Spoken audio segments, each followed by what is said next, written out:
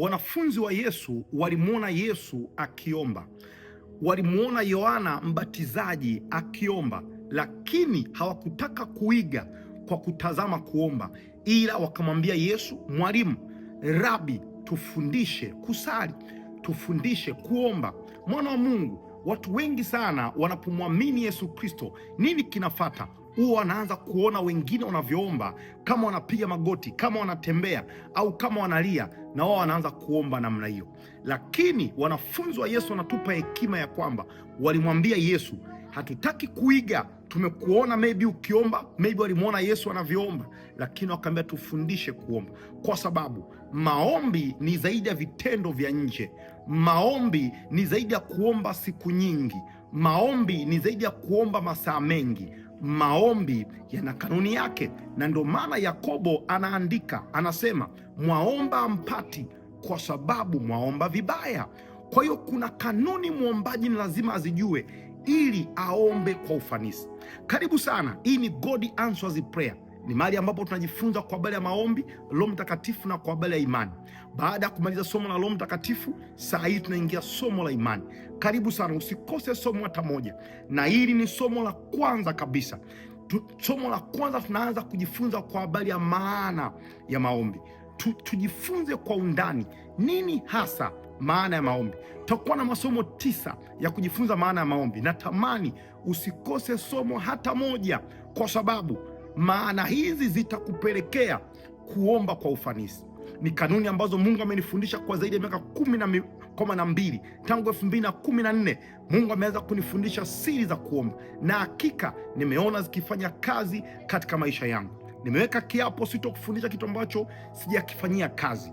Kwa ninaamini na wewe vitakusaidia, na utaona maombi yako yakienda level nyingine. Mungu amenituma kwa ajili ya maisha yako, ya kwamba urejeshe matumaini yako katika maombi. Na sehemu ya kwanza kurejesha matumaini katika maombi ni utakapoanza kuona majibu, kwa sababu watu wengi ni ukweli wameacha kuomba kwa sababu hawajaona majibu.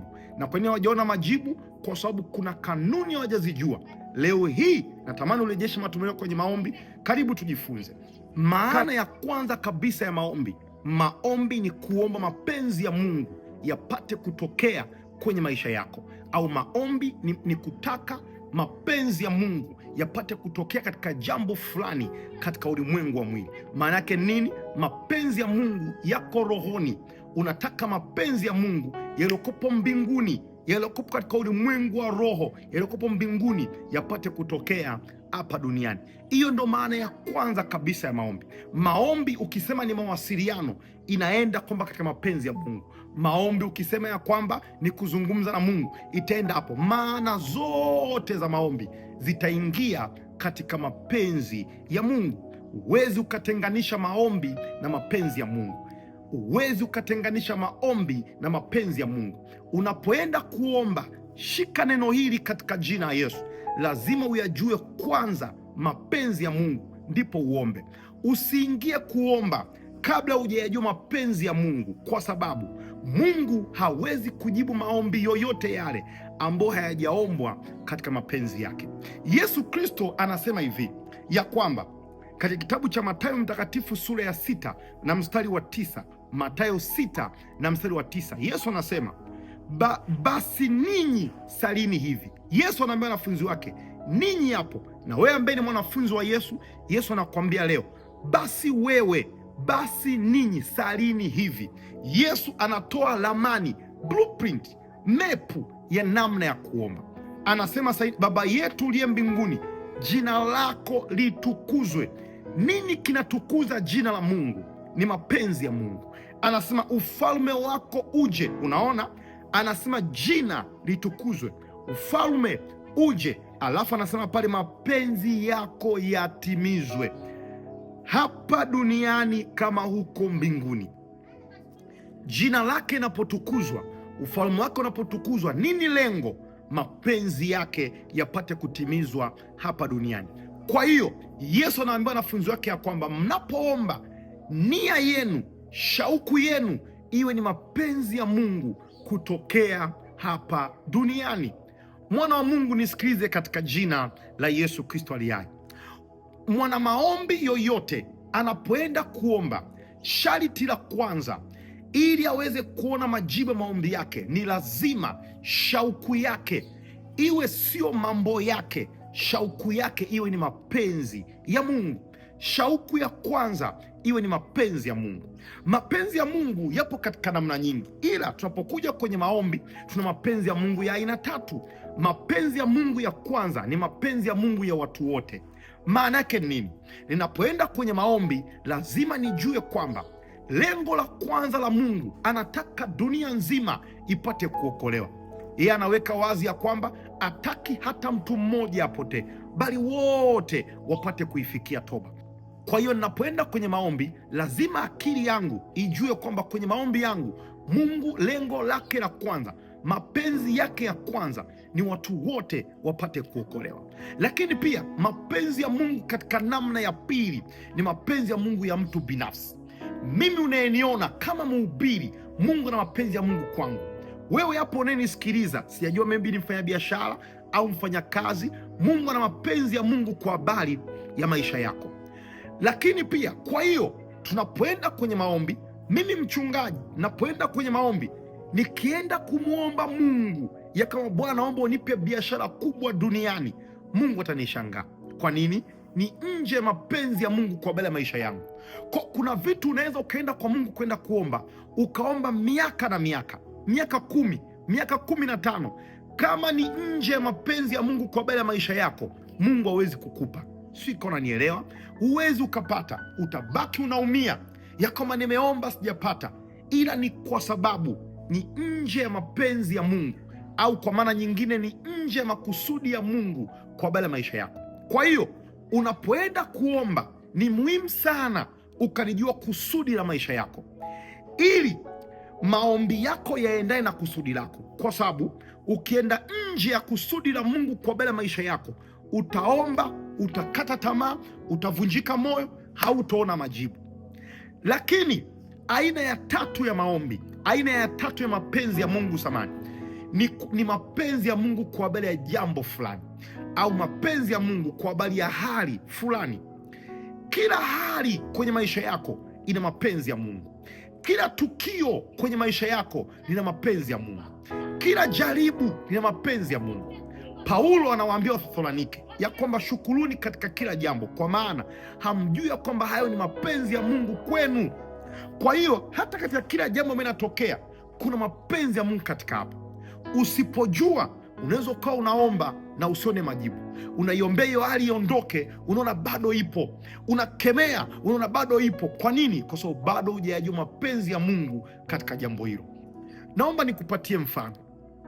Katika kitabu cha Samueli wa pili sura ya 21 tunamwona Daudi anamlilia Mungu kwa sababu ya njaa, ambayo njaa imeitesa Israeli for 3 years, kwa miaka 3. Anaambia Bwana, kuna njaa. Mungu anamwambia Daudi, kuna mapenzi ya Mungu hujayajua. Mimi Yoshua aliweka agano na Wagibeoni ya kwamba hamtowaangamiza, lakini Sauli amewaua Wagibeoni. Kwa kuna mashtaka yapo kwa Wagibeoni. Daudi alipoijua siri hiyo, akawafuata Wagibeoni, akawaomba radhi, akazungumza nao. Wagibeoni wakatoa adhabu yao, njaa ikaisha ndani ya Israeli. Nini cha kujifunza? Kuna mambo unaweza ukawa unayaombea, unayakemea, kumbe kuna mapenzi ya Mungu ungeyajua. Mambo hayo hayahitaji maombi, yanahitaji action, yanahitaji vitendo fulani uvifanye ili mambo hayo yaishe. Kwa utashangaa unaomba, unalia, unafunga, kumbe kuna vitu lazima uvijue ili majibu yapate kutokea. Bwana Yesu asifiwe sana. Kwa hiyo mwana wa Mungu, Yesu anatuambia kwamba ombeni mapenzi ya Mungu. Kwa hiyo unapoenda kuomba ni muhimu yajue mapenzi ya Mungu, ili unapoomba ushushe hayo mapenzi ya Mungu, ndio ambayo yatokee. Sijui unamwomba Mungu kuhusu nini siku ya leo, ila nikwambie, kama ukiyajua mapenzi ya Mungu kwa habari ya hiko unachokiombea, nikwambie, it's just a drop, it's just a fingertip, utaona majibu ya maombi yako. Naomba nikusomee mstari wa mwisho katika jina la Yesu, katika kitabu cha waraka wa kwanza wa Yohana sura ya 5. Kitabu cha waraka wa kwanza wa Yohana sura ya 5, Biblia inatuambia katika mstari wa 14, waraka wa kwanza wa Yohana 5:14, Biblia inasema hivi: na huu ndio ujasiri tulionao kwake, ya kuwa tukiomba kitu sawasawa na mapenzi yake atusikia.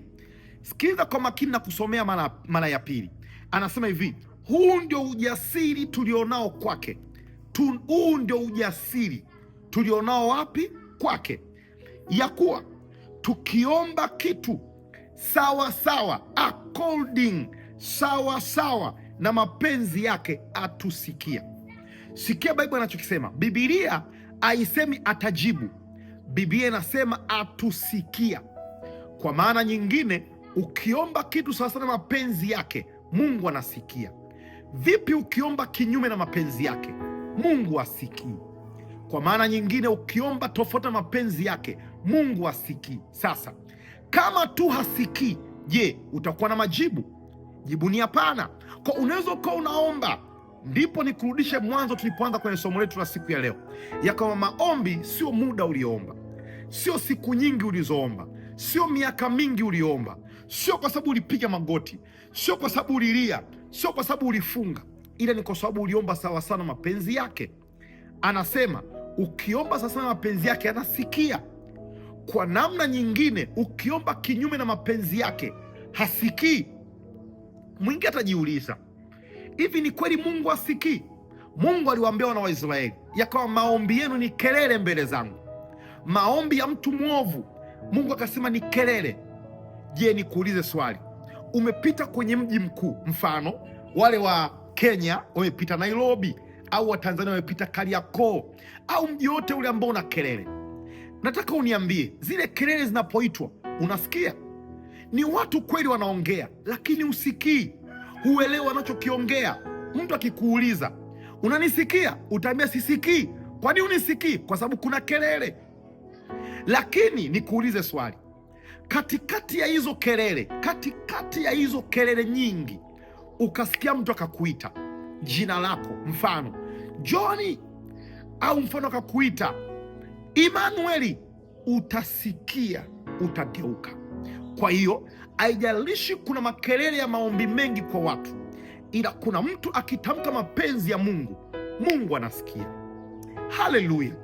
Kwa hiyo mwana wa Mungu, nabarikiwa sana. Tafadhali,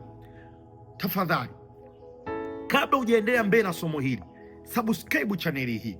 Nenda hapo subscribe, share video hii, nitabarikiwa sana katika jina la Yesu.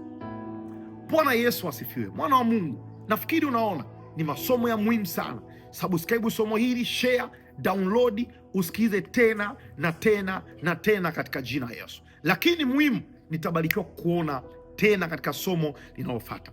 Ninaamini somo hili lisikilize tena, rudia mwanzo, sikiliza tena, sikiliza neno hata neno, alafu lifanyie hatua. Ninaamini maombi yako leo hii yataenda kiwango kingine kwa jina la Yesu.